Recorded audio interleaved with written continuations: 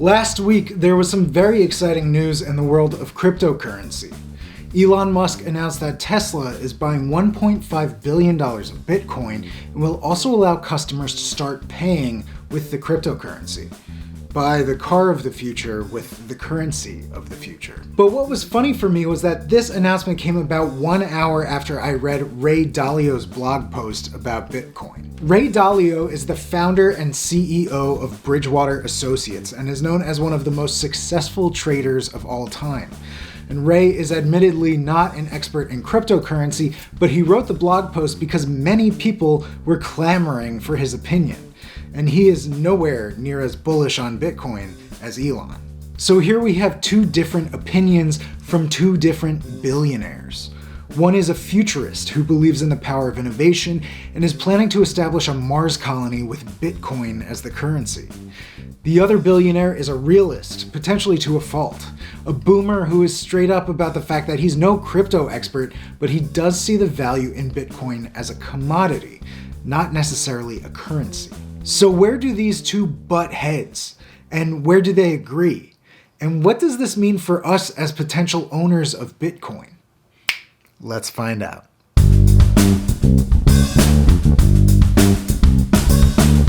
How exciting is this? I mean, Tesla accepting Bitcoin as payment means that we now have an S&P 500 company with Bitcoin on the balance sheet. And as a matter of fact, the $1.5 billion worth of Bitcoin that Tesla bought last week is more than they spent on R&D last year, which I think shows their priorities. The exact wording that Tesla said is that the move has been made to diversify and maximize returns on cash that is not needed to maintain adequate operating liquidity. And what that means is that they view the stockpile as an investment that will grow their cash or cash equivalent reserves. It's a good sign for owners of Bitcoin. There were some detractors when Tesla made the announcement. Some people said it was kind of like an Enron-style move, obfuscating the purpose of a car company. They're not supposed to be investing in Bitcoin, they're supposed to be creating cars. And they've barely started turning a profit creating cars, but now they're up like 40% on their Bitcoin acquisition. It's a whole muddy thing with lots of different opinions. But I digress. Elon is obviously a supporter of the currency, and he put a significant portion of his business's cash on hand into it as a growth investment. It's a risk, but right now it seems like a pretty smart move. Not everyone is applauding it, so what does a Bitcoin skeptic like Ray Dalio have to say about that? Well, Ray has a few key concerns with the cryptocurrency. First is its supply. And while Ray recognizes that Bitcoin by their nature are limited in supply, cryptocurrencies themselves are not. He sees that there are a plethora of competing coins in the crypto marketplace, and he feels that as technology develops, there could be a more widely accepted or adopted coin out there. Lots of people can be found online saying that Ethereum is based on a better underlying technology. And while I am not the guy to be talking to about blockchain tech, I do think Ray has a good point here. Maybe something won't totally usurp Bitcoin's place in the market during the short term, but just like gold has a partner commodity in silver, I think Bitcoin could totally have a partner commodity in Ethereum or Litecoin or any of the other existing or yet to be developed coins. And no, I'm not talking about coins like Doge. Ray's second concern with Bitcoin is security. Ray states we're living in a time where cyber offense is much stronger than cyber defense, and I think he's absolutely right about that. One of my friends who was early into cryptocurrency told me years ago not to invest much money into Bitcoin because any wallets with a lot of value got hacked, and at the time that was a fairly common thing. Also, you had implosions happening like BitConnect or Mt. Gox. But Ray does concede the fact that Bitcoin's underlying technology is rather secure, to the point that you can even take coins offline and lock them away in cold storage. But he feels that the entire financial system, Bitcoin and USD included, are more vulnerable to digital manipulation and blackmail than is currently being experienced. But I guess that's a larger topic for a different video. Ray's last concern with Bitcoin is regulation. Ray thinks that the more successful Bitcoin becomes, the more likely it is that governments will try to quash it altogether. A government needs control over their currency, or else a lot of ugly questions start coming up. So with all the Bitcoin transactions being a matter of public record by their nature, Ray thinks that if governments wanted to outlaw its use, they could, and they could police it with that public record. Demand would fall as a result, and the inherent value of each Bitcoin would plummet. That's probably the darkest outlook I've read about Bitcoin, but that's why I like to read Ray's stuff. He gets you thinking about stuff you wouldn't have thought otherwise. When Elon announced Tesla's buy, financial Twitter went nuts with the news, saying that now Bitcoin has finally gone mainstream.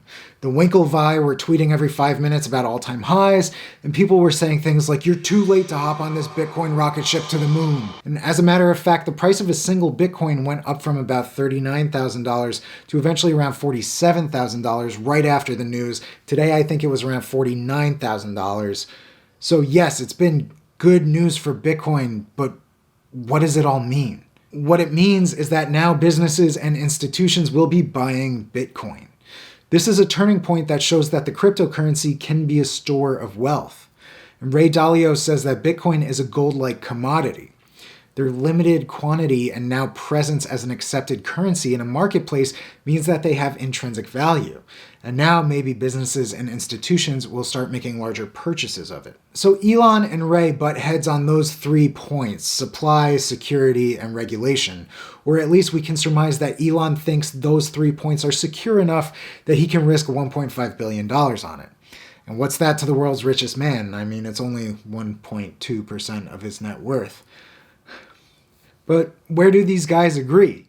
Pretty much on everything else about Bitcoin. I know I said earlier that Ray was a Bitcoin skeptic, for lack of a better word, but honestly, I wouldn't be surprised if we see Bridgewater Associates invest in it. In his blog post, he said he would be comfortable investing money into Bitcoin that he anticipates losing about 80% of. And then he went on to say that Bridgewater would be developing a storehold of wealth fund, somewhere that you can put your money that won't be as affected by the valuation of the US dollar. And he mentions that Bitcoin could be part of that solution. And what this means for all of us as potential owners of Bitcoin, I'm excited. I gotta be honest. It's still a risky proposition right now. Like Ray said, you could lose 80% of your money, maybe all of your money. I'm still concerned about the possibility of governmental regulation, but I feel that way about all kinds of regulation. And I also think that right now there's a dash of irrational exuberance across the whole market at this moment, but I hope that's just me being overly cautious. I've put a little bit of money into Bitcoin, and I plan on expanding that allocation of my portfolio as time goes on through dollar cost averaging.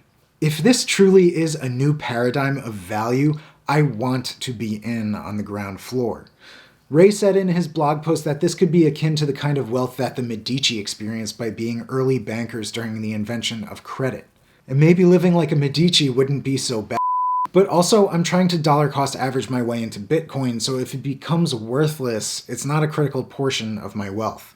Kind of a boring tactic. I'm not going to diamond hands anything to the moon, but it's sure a lot of fun seeing it all happen in real time and being part of that conversation. If you found this video interesting, please click the like button and share it with a friend. Subscribe so you don't miss any of my future videos about business, money, and influence. And be sure to follow me on Instagram and Twitter at RossCampoliBusiness and Ross_Campoli. So be sure to stick here for more videos. And as always, I will see you in the next one.